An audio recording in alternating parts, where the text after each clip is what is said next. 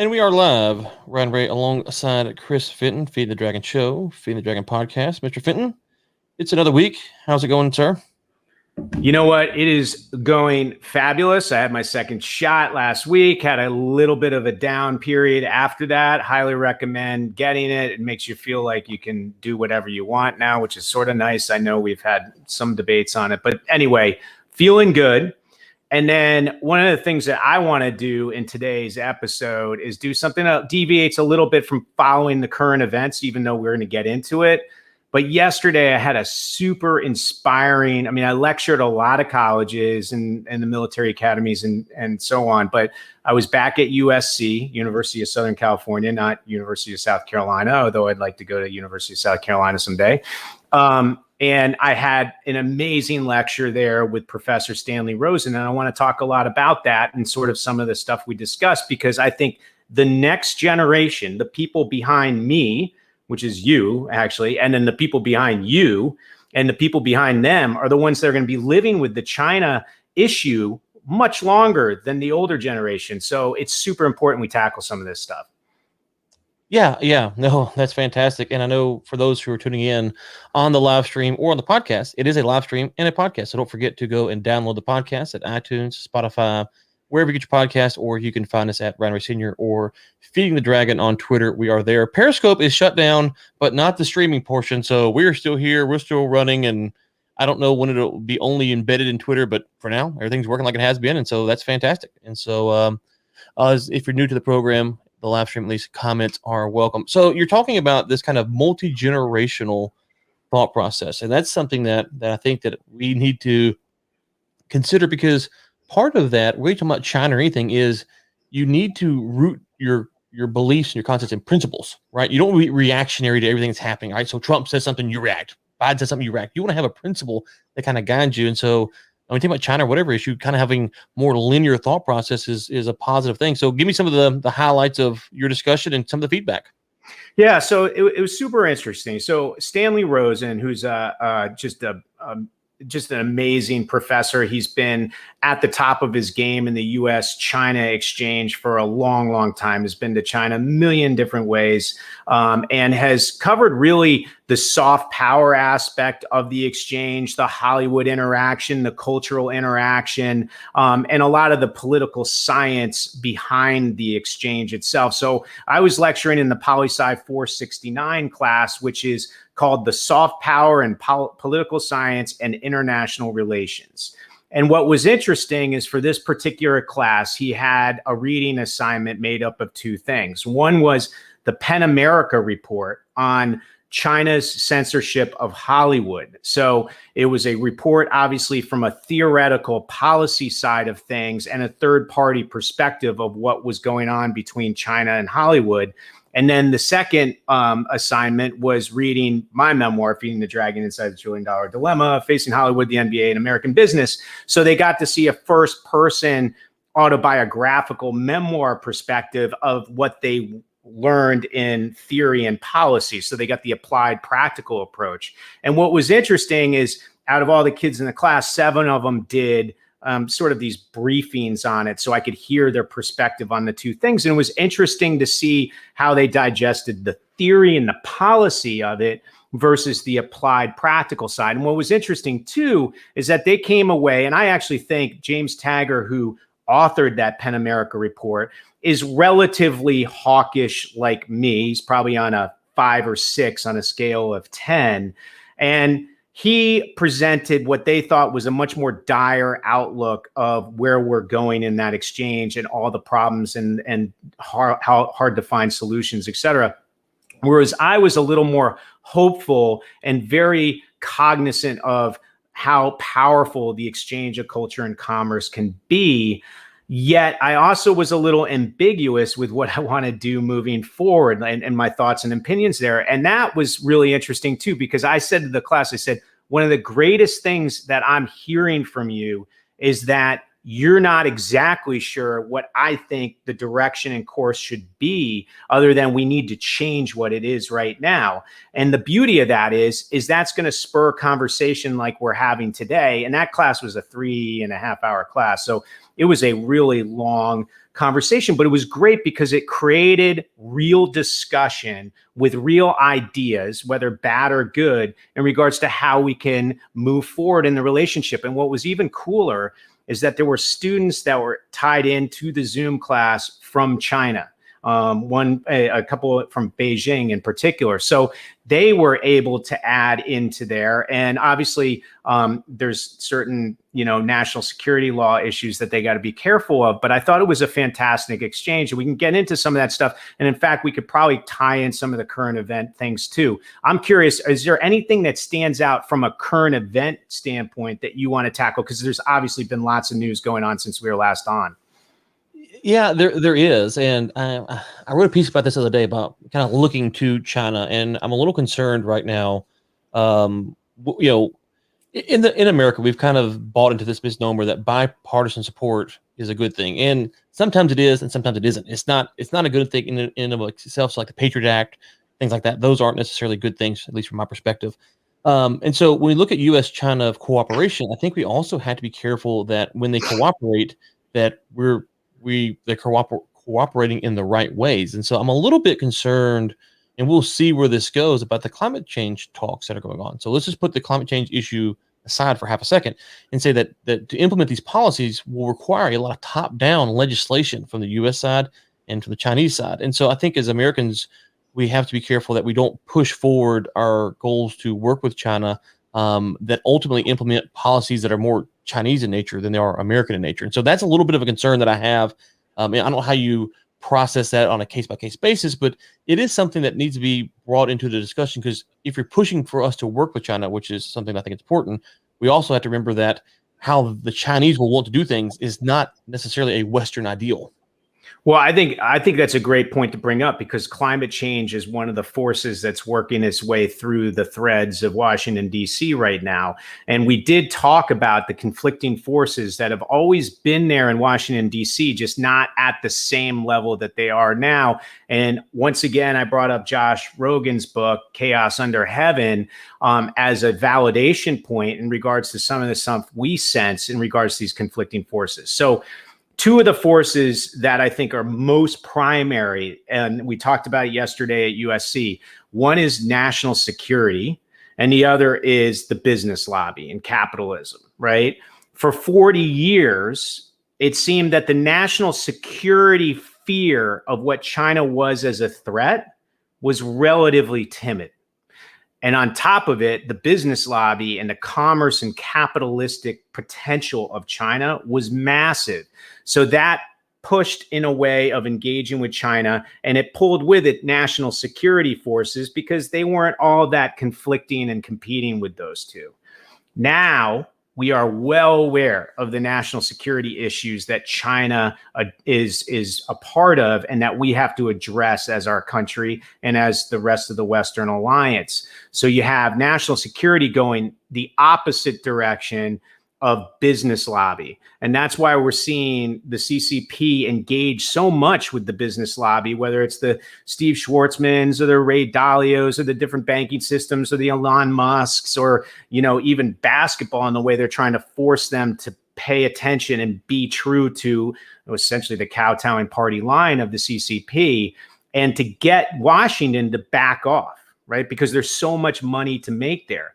Now you add climate change, which I guess we could probably put into a national security issue. I get the fact there's the debate about climate change and how humans are involved with it and all that kind of stuff. But if you believe in climate change, you believe that the changing of the climate does create various insecurity issues around the world, whether it's rising tides, flooding cities, or CO2 emissions, or forest fires, or whatever it is. So that falls into national security. So what John Kerry was doing over there, you could argue on one hand, was addressing national security issues that we have with China, which would be moving against the engagement of China. But on the other hand, like you just said, there are lots of business interests involved with the climate change battle. So what side is the climate change cooperation with China going to be? Is it going to be one that engages China in a way that is pro-China? Or is it one that engages China in a way that's pro United States of America? Or is it just simply one that is pro globe and everybody benefits? I have a feeling China is going to pull us in a direction that's pro-China, and we got to be very careful about that. And I think that's the idea that you were alluding to there. Yeah, and so I've been working through this book, Politics in Contemporary China, and the author points out at the Treaty of Versailles about how Japan was given extensive rights over China, and that kind of led to eventually the rise of the Communist Party. And I think as Americans or anyone, we have to be careful that we talk about the law of unintended consequences. Well, from the Chinese perspective, one of the things that gave rise to Mao was these big, wide sweeping policies that kind of negotiated for people. It gave power to certain people here and power to certain people here. Oh, by the way, plenty of historians believe that the rise of Adolf Hitler is a result of what happened at the Treaty of Versailles with Germany. So I think that when we talk about climate change or these initiatives, we start putting a lot of top-down pressure on the average citizen, whether it's in the U.S. or China or whatever. You could see people feel disenfranchised, they feel slighted, and next thing you know, you have these uprisings that want to buck against that system. China is very good about reminding their people about how they've been mistreated historically. So from their perspective, they could use something like this to say, hey, the Americans are really trying to, gain power over us or stuff. So I'm a little bit hesitant. I think you're right. And also just from a historical standpoint, the Chinese are probably going to be a little bit more reluctant and to use that propaganda against the Western countries, saying that they screwed us before. Why would they screw us again? Well, that's really interesting, too, because if you look at, and we talked about some of the themes in my book from Fenton's 5 Forces of Diplomacy, where like culture and commerce is really the only common thread that we can possibly find, and human rights, politics, and national security issues aren't, to the idea that the CCP's biggest goal is just to keep 1.4 billion people just happy enough that they don't revolt. And what's interesting about the long-term view of that particular agenda is that the CCP knows that any little piece of kindling can be lit by a small spark. And then that kindling touches another kindling and lights it. And then it moves into eventually what's a Tiananmen Square incident, which they never want a repeat of. So everything they think about is how little sparks can lead into something that's a massive fire.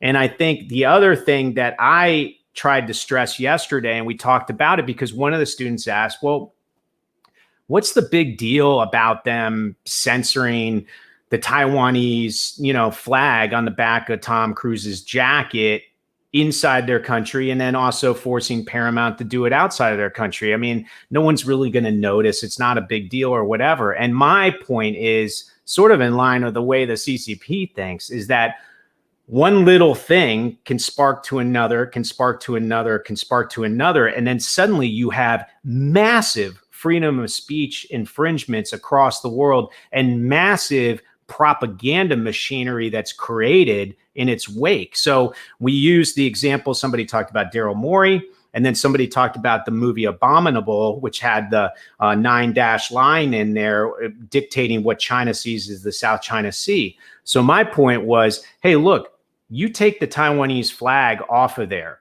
somebody's going to notice it. Maybe it's Isaac Stonefish who discovered the Mulan controversy, where the Xinjiang province people were thanked at the end of the Mulan credits. But somebody's going to see that. And essentially what that is, even though it seems small and trivial, it's China saying to the rest of the world, do not recognize Taiwan as its own separate sovereign state.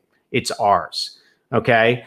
Then the next thing is you look at what happened with Daryl Morey, and I see that as an extension to the next level, which is there's a guy who exercised his free speech rights in Houston, Texas, just simply saying, I defend the rights of the protesters in Hong Kong to be able to voice their opinion, right? And that got shut down, and the NBA got knocked out of the market for a long time.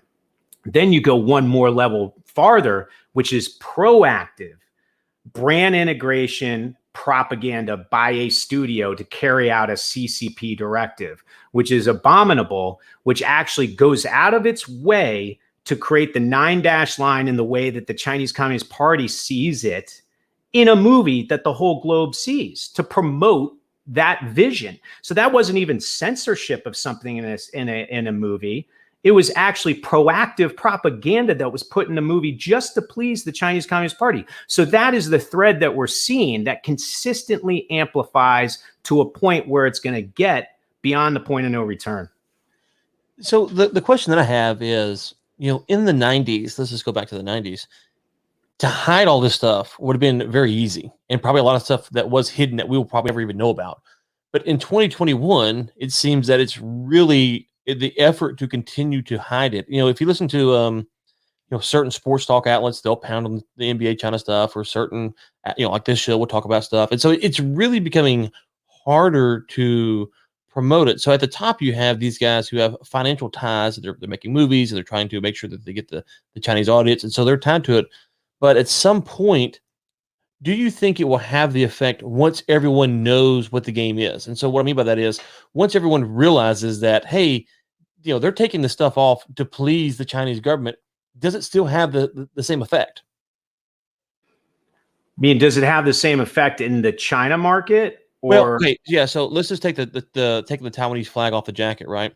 If no one knows that that's going on, then it has a level. There's a level of propaganda that's going on because you don't realize why it's not there. You might not even realize it. But once everyone knows, or the more people that know that's being taken off to please China, it almost has the reverse effect. So what I'm saying is, in 1992, 93, you could have done that and no one would have known. Today, more and more people will begin to know this, and so it doesn't have the same level. The propaganda is not as powerful because people can realize, oh wait, they're taking that off to please the Chinese. Why? Like, let me go look what's happened with Taiwan. And so I wonder if in 2021, if it can be as effective, because there's just so many people who can talk about these issues. Whereas in the 90s, you didn't have as many outlets. You see what I'm teasing out there? Yeah, in a way, it works. Okay, so there's two things. I mean, in regards to the propaganda message and essentially continuing the narrative that the CCP wants out there, that Taiwan is a part of China, it sort of works against the CCP, right? Because everybody starts talking about, well, that's crazy. Taiwan's not China, and that's crazy that they're doing that to us. And, it takes a tempest in a teapot, or maybe not even a tempest in a teapot, maybe like a little breeze in a teapot, right, and it turns it into a conversation, right? So that works against the CCP. But on the other side, I actually feel like it works for the CCP too, because it essentially says, hey, you know what? We tell people to do something and they want access to our market, they do it. They're our bitch, and that's just the way it is. And that's how powerful we are. So in a way, it's almost them showcasing, on one hand, okay, great, you dispute Taiwan or whatever, but you know what? We're so powerful, we're going to push all your corporations to carry our directive. And that's a really interesting sort of point of leverage that I feel like they're thumping their chests about. And they've been very, very vocal about it recently, whether it's with Nike to, Burberry to H&M to Hugo Boss to Adidas, et cetera. I mean, we're seeing it in real time. Yeah, and so I would say I agree. And I think if you look at in the US, like Twitter, right? So Twitter obviously censors some things. Whether you agree or not, it's fine. But then you look at like Substack or some of these other, or Ghost, or one of these other companies that kind of, they're not really Twitter, but they're also not Parler. But they are something. They're smaller, they're more niche, and the conversation can be had at a deeper level. And so on some level, people on Twitter who can't have the conversation there are pushed to this spot. And in this spot, they can actually get educated. They can actually have more conversations. They can do stuff. So the CCP, it feels like they're trying to play whack-a-mole. Right. And so they're trying to push people here. And I agree, it has an effect. But also, as long as the market is able to work in the US, and it can't in China, but it can work in the US, you can continue to have these outlets that will foster these conversations. And that's what you're seeing in China. Why it's so hard is because they're really trying to prevent that. They understand the game. They understand that they can't censor the speech with a ton of platforms. So they try to limit the platforms, try to limit the conversations. We saw the Clubhouse. So in the US, I think that the important thing for us to remember is the freer the market is, the more conversations we can have, and then we can expose this stuff. And so you talk about going back to the climate change stuff, whatever you come in on the climate change issue, being able to debate it, being able to debate the policies, talking about it, those are very important things that we can't cede as Americans, because that's how we got to where we were. We've had conversations, we've debated, we've argued, we've tried stuff. And so the marketplace in the US, we have to remember the free market is what's got us here. When we look to China, we see these big, tall buildings. We're like, oh my gosh, we can't get that envy and start wanting to drift that way. I think that's the temptation that we have. And we've looked at what they've done with Hollywood or the NBA. They kind of got them by the balls, and we're like, that's, it's not a bad idea. Maybe we should maybe we should do the same thing. And I think that's my concern, is the tendency is to drift their way. They're better at playing that game than we are. Yeah, although with the climate change debate, I would argue that we're not really having an open discussion about it, mainly because of Citizens United and the fact that corporations can plow so much money into the debate on policy and into Washington, D.C. I mean, you as a libertarian, or me as somebody who really believes in the idea of free speech and representation by the people for the people, I actually think the debate on climate change needs to be less influenced by corporate interests that have all kinds of conflicts. And I'm not saying it's just the oil and gas industry on one side. I think there's all kinds of interests on the other side of it too. But we need to look at it from a scientific level and try to remove conflict, particularly conflict when it comes to business and commerce, from the debate, and see where that comes out. It might come out to the exact same sort of area where we are now, but I highly doubt it. I think, business interests and the amount of influence they have in these debates is really difficult. And by the way, that's where this whole issue with what's happening in Washington, D.C. and the engagement with China is getting so muddied, right? I mean, I think we now have bipartisan support that there is a real challenge facing the country of the United States of America and our allies from China. There are real national security interests. And quite frankly, part of national security is economic security interests. And we need to address those. But there's a huge push by the business lobby, which, by the way, I'm a part of and was very much a part of, but now I'm a part of in a way where I want to constructively change the dynamic so that, yes, we can be on healthier, sounder footing down the road, but we need to disrupt what's been going on recently. But there's a lot of people that want it the status quo, and there's a reason they want that. And there's stock markets and investors that want it that way, and I totally understand it. But we need to try to stop the muddying of the debate by the influence of money, if that's at all possible. And that goes into climate change too. And also this conversation that John Kerry had with the Chinese earlier this week. Yeah, when he flew to China to talk about it, just to be clear. Yeah, I would imagine there were probably multiple planes and lots of SUVs on the planes that were trying. Right. Yeah. It's just the way it goes. It's hard to avoid any sort of hypocrisy in this world today.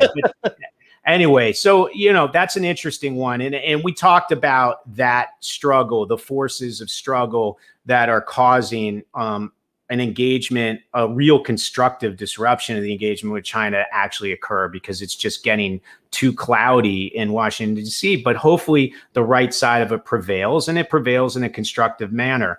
A couple, of course, they brought up the Mulan issue the other day, but then one of the other things yesterday that I thought was interesting was just this conversation that particularly some of the Chinese students brought up, which is, hey, some of this censorship that you think is so evil and terrible, we don't really even notice it. And in fact, we might actually defend it, right? Because there is a large part of the Chinese populace, if not almost the entirety, that believes Taiwan is part of China, right? And believes that the message of saying that around the world is the right message. And then on top of it, there was a debate as to how terrible it is to live in China. Is it really this dark Gorky Park looking sort of communist Soviet Union thing where everybody's miserable all the time? And I actually had to jump in and defend some of the Chinese kids who were saying, no, we like living here.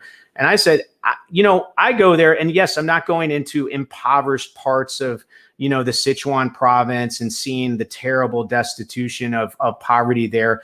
Nor in the US am I actually walking through homeless camps on a daily basis. Those are two things that need to get eradicated somehow from society and their issues. I get it. But when I'm over there, I see people that are pretty happy living there, even though they know that there are certain freedoms that they don't have that are had in other countries. So it's not as cut and dry or black and white as a lot of people see it. Oh, we're going to free the Chinese from these terrible leaders. a lot of Chinese don't really see them as terrible leaders. In fact, those terrible leaders are actually providing what those people want, because there are a lot of them that could live anywhere in the world, believe it or not. Yeah, and so that's a great point. And so when you look at these happiness studies or these, how much do you like your country's medical care or whatever, those studies are almost useless because they are very much relative, right? So I haven't lived in Sweden. I have no idea what it's like to live in Sweden. I've never been to Sweden. And so unless someone from Sweden has lived in Granbury, Texas, they really don't know what my life's like. So trying to compare our lives is not necessarily, it's kind of hard to figure out exactly what that means. And to your point about China, is that if your parents lived in the rice fields and they were struggling to eat, and now you're living in Beijing in a nice apartment, I mean, life's pretty good, right? And so, how does that equate to my life over here? I don't know. It does. It's kind of hard to. It's kind of hard. So I think that's an important distinction that when I talk to people about China is that I don't think, and we should have learned this lesson in the Middle East. It's not as if people are going, oh my God, you know what we want? We want Republicans and Democrats every 4 years to run for office. Like, that's not what the world is clamoring for necessarily. And so we project kind of that on to these other nations, and they project onto us as well. And so it's very hard to understand how this would work, what would happen. I would submit and that, I do believe, because I'm very much a free market libertarian, that does bring the most amount of happiness. And so, but I'm also fully in the camp of, if your parents and grandparents were starving to death for the last 80 years, you're probably pretty content with your life. And so I think that we can balance those conversations out though, right?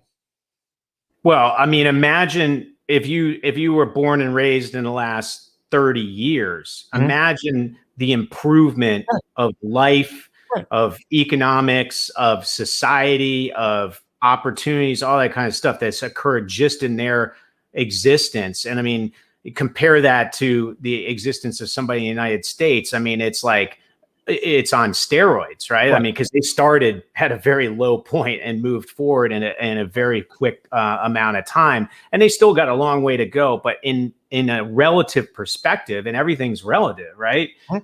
A lot of them think it's pretty great, right? Mhm. But and then what's even more interesting is one of the students said, "I don't understand like why."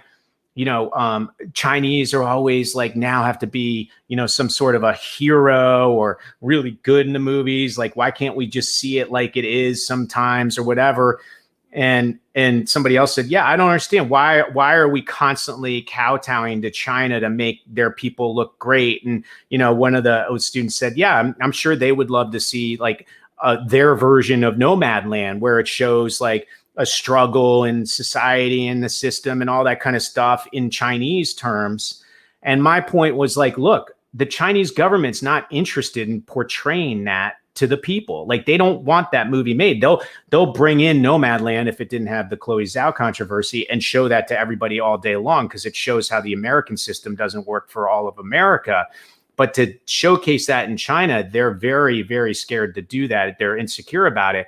And in regards to showing Chinese people as a villain or drug use on China soil or any of that stuff that's taboo and censored, they're not interested in that either. And if the consumer wants to see it the way they intended to and make it more real life, well, that's one of the freedoms they're not going to get. And then one of the American students said, well, why does Hollywood do that? Like, why not make things that the Chinese consumer wants? And I said, well, because there's two places you got to sell to in China.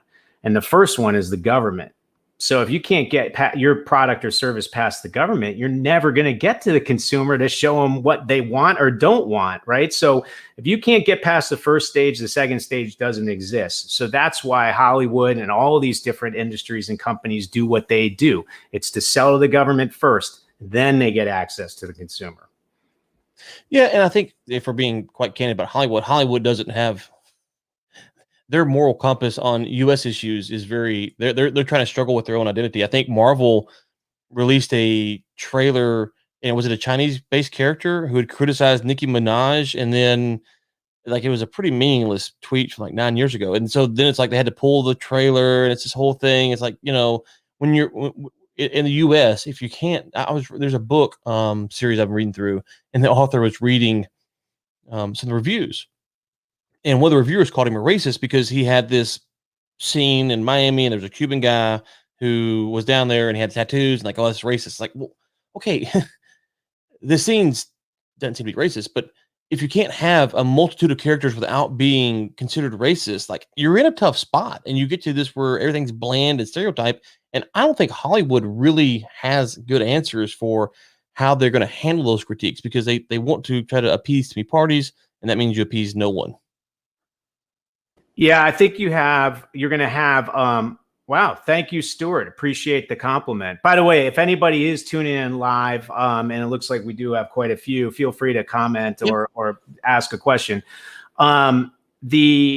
I think it's interesting because we've gone, and maybe it's a little like this cultural fabric debate that's going on here in the United States of America, but we did move into this massive globalist idea and I'm just thinking about Hollywood in general right now, but Hollywood used to make movies that were just for the United States of America. That was the biggest market. Let's make something that's super relevant to us and people can engage with, and maybe it works in some other markets, but that's small time, who cares? Then the international market got bigger, and then suddenly these super relevant stories had to now have real common universal themes and actually be a little vanilla down. So maybe if we had, a super high-end Italian restaurant type of look of how you make a movie, and it's specific to a certain sort of person with a palate and all that kind of stuff, and people love that because that kind of niche consumer engaged in that movie. Well, soon the real money was to be made not in making amazing Italian food for a small niche audience. It was making Olive Garden and something that everybody can hopefully like in some sort of endless breadstick or endless salad kind of way. And that vanilla down what ultimately were better movies, I think, for certain audiences and worse movies for others because they didn't really understand what was so great about the story. But it catered to the global market. Now with China in the mix, the big push, because U.S. and China are the biggest markets, was try to create something that both China and the United States likes. Imagine trying to figure that out. And more often than not, they turn into movies like a Mulan or Raya and the Last Dragon or Great Wall or whatever that don't work in either market or anywhere else. Right. Yeah. So it's funny. I went back and watched Reservoir Dogs the other day, and I haven't seen it in some time. It's one of those films where it's okay. I like it. It's fine. I don't, but I've never really understood the great critical acclaim of it. And I went back and watched it again because it was on HBO Max. I thought, okay, I'm gonna give it another shot. And I felt the same way. It's like it has some good lines, and the dance with the ear is kind of funny. But I realized that movie, whatever you think about it, if you love it or you hate it, it wouldn't be made in 2021 because some of the things that were said in the film. And I'm not saying that's a good thing. I'm not saying it's a bad thing. It's just a factual thing. And to your point, first off, my wife watches the show, and you mentioned Olive Garden. We don't have one in our town. And so she's been like, hey, we got to go to Olive Garden. So I meant to tell you that the other day. She's like, we got to go eat Olive Garden because we haven't had like 3 years. It's been a long time. Love Olive Garden. But second off is that, those are problematic things that if you don't, to restart that, you don't have principles. How can you make that movie? Should you make that movie? Should that movie be a $400 million box office budget? You're the box office budget guy, not me, but it should be a more of a smaller film catered to a specific audience. I don't have all of those answers, but those are the conversations and questions that we have to have, because you won't make a movie that appeals to all of China and all of the US consistently, unless it's Godzilla versus King Kong, which was fantastic. Well, and by the way, as we're seeing with Netflix and some of these global companies, they're now really focused on local language production and really high quality local language production that caters to specific markets to build up their membership and the amount of clout and streaming audience they have. And I think we're going to start to see that a little bit. You're going to have Hollywood make these massive global tentpoles that are sort of the Olive Garden version. And then you're going to see them make more specific market type of stories. So it'll be interesting to see how things play out in the near term. I'll let you close today's episode, but I'm going to finish with one of the final questions I had at USC yesterday, which one of the kids asked, hey, so how do we even start the conversation? Like, what's the first thing that you try to address when it comes to China? And I said, well, one of the most important aspects is what we're doing right now today in this classroom, which is talking about tough subjects that used to be sort of hidden under the sand, right? We got to talk about them. And then as you talk about them, you start to come up with the ideas. And some of the ideas are great solutions to issues. Some of them are terrible, but it doesn't matter. You got to start talking about them. And then once you start getting some solutions that seem to make sense, they got to have a practicality to them. And then I would argue some should be North Star aspirational solutions, things that on the long-term objective and the long-term horizon we want to achieve. But in the meantime, we got to have practical short-term solutions, things that we can start checking the box with. And I talked about freedom of speech rights in a speech I made at the China Forum last year and did an op-ed on, where in the case of Mulan, I think there is an argument that China hasn't shut down, which is some of these companies should be able to apologize and actually criticize what their consumers in the US and the Western allies want to criticize, and have that firewalled in China and censored in China and told, hey, you can't criticize it when you're here in this market. I think those are little check marks to, the WTO designation, which we talked about, SEC accounting rules, all that kind of stuff. Access, we talked about the Xinjiang to see, hey, maybe their story over there is true, which I doubt, but you know what? Let us have access. Let us see it. The COVID issue, that would have been an easy one too, which is let us have access. Let's study it together. Little check marks, short-term moves. But the first thing first, that first step is to be able to talk about it. And that is crucial. And what I love about it yesterday is we had the younger generation, the generation that's going to live with China longer than both of us, starting to talk about it seriously. Yeah. Mortal Kombat, I was looking it up. It's not out. Is it going to stream? Because I do want to see that. I'm excited about that film. So hopefully that will be, what's your thought? Will that be a film that goes cross-culture?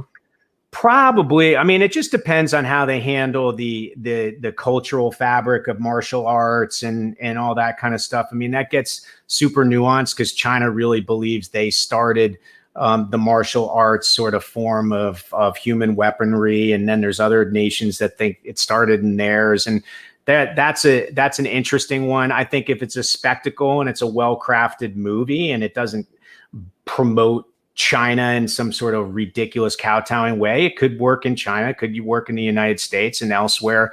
I would bet it's going to have some wind to its back. Yes. Okay. Let's see here. 23rd on HBO Max. Thank you for that. Really enjoyed this today, guys. Thank you much. I will close with this. When I am Surfer Spook, I love that tag. Awesome, man. Thanks for tuning in. When I am talking to anyone internationally about business, because there's not a whole lot of libertarians internationally, in case you didn't know, it's not a very popular party outside the US. I always start with this. I have a wife, I have 4 kids. And if I'm working in China or Africa or wherever, there is a guy with a wife and 4 kids. And what I want for him is to have the same things that I have: opportunity for a job, energy, water, feed his family, provide for his family, and opportunity for his kids. And so that's the starting spot. So whatever I say, however it comes across, just remember that's what I'm shooting for. So if I say something and you don't like it or you think it's offensive, just remember it wasn't my intent. I was trying to start here. So because you have to acknowledge that there's things that just being said when you talk cross culture that could be offensive, that aren't even trying to be. And so I start there. This is what I'm going for, and this is how I want to get there. And let's talk. And so I think we all just need to take a deep breath and realize that, okay, where is our starting spot? Where is kind of the North Star? And the North Star for me is I got a wife, 4 kids. You have kids, but if we're working on something, I want to make sure that we are benefiting the guy that's just like me and wherever we're talking about. And maybe we can, maybe we can't, I don't know, but that's where I try to lead and go from that directive. And by the way, an Olive Garden for everyone, right? Hey, listen, unlimited breadsticks for kids out there. No, I'm with you. Amen and Godspeed. And thanks for everybody tuning in. Appreciate the comments, and we'll be back soon. Absolutely.